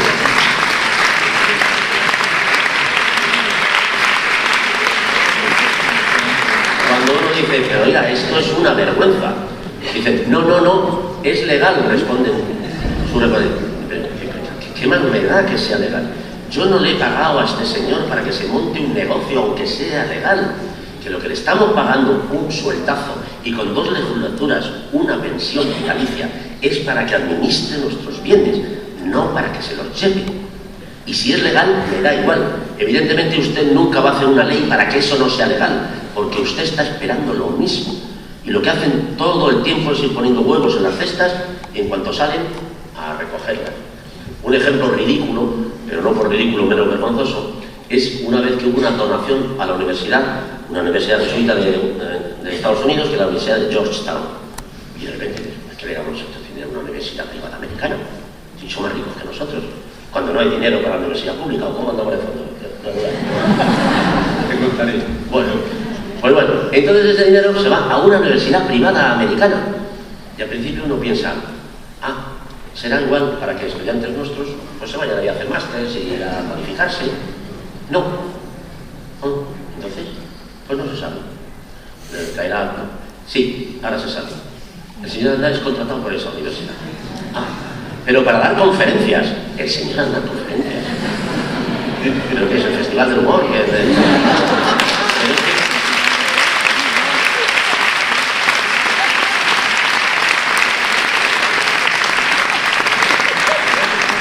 en ese estado de vanidad, que yo no sé, superlativo, no sabía cómo calificarlo bien, la verdad en inglés. O sea, sus asesores seguramente han dicho, no, José María, de verdad, que te ponemos un traductor congelado en inglés. Están en YouTube si queréis alguna verlas. Pero claro, yo me imagino qué pensarán esos estudiantes de la universidad mirando a un tío que está hablando inglés de asimil y diciendo unas cosas ahí, diciendo que... Porque además es curioso, porque además en una de las conferencias cuentan, con el mayor descaro, que el atentado del 11 de Madrid no tiene nada que ver con ETA. Dicen, anda, ¿lo cuenta en América? ¿O que no se lo cuenta Pedro J? Entonces, cuenta eso. Dice, fueron los de Al-Qaeda. Dice, pero no tiene nada que ver con la guerra de Irak. Hostia, esto se está animando. Esto le bajo un capítulo de 13 series. Dice, no, es que es por la reconquista. Desde entonces nos odian a los españoles y nos ponen bombas. Pues yo creo que es la primera, macho. O sea, y además coincide con que pusieron una bomba en Londres y otra en Madrid, después de las Torres Gemelas. Qué casualidad la puñetera foto. El trío de las Azores. Pues allí les va contando milongas en inglés que no entiende nadie, se miran, sonríen. Y luego, bueno, pues este era el sentido de la donación. De vez en cuando va por allí, le ponen un zurrón. Pues no me acuerdo, es que como a mí me bailan los ceros, soy capaz de decir 1.000 millones de pesetas por mujer. Y no quiero que cobra su milloncito si lo cobra cada vez que va. Entonces, claro, pues el hombre se busca allí un rollo. Primero, te quitas del medio, que también viene bien de vez en cuando orearse. Dice, cariño, que me llaman de Washington, que voy a dar conferencia porque quieren ilustrarse.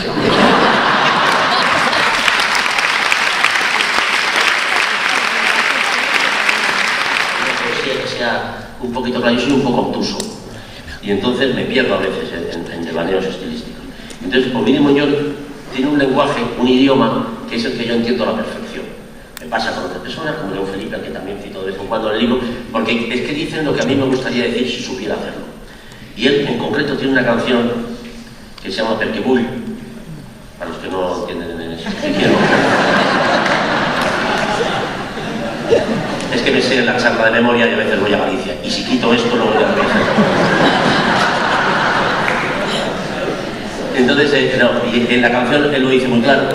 Él hace una metáfora, o así me gusta entenderlo, del poder que tienen los creadores en este sentido. Y entonces él hace un poema en el que todo está bien. Todo está bien.